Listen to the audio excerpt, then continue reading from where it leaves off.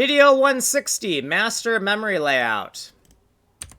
Previously, we went over the tile data layout. Now we're going over the master memory layout.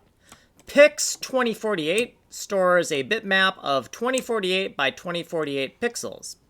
We further subdivide that into 512 by 512 chunks. Each one of those chunks is a master memory cell. The master memory cells go from MM0 all the way to MMF. We are using hex in order to keep all of these symbolic constants to exactly 3 letters. In this section of master memory cells is where the level packs reside.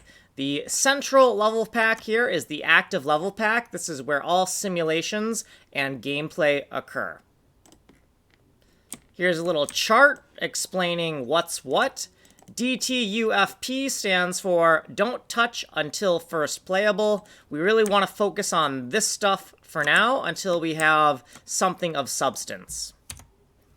And that's all we did. Diagram the master memory layout in the comments.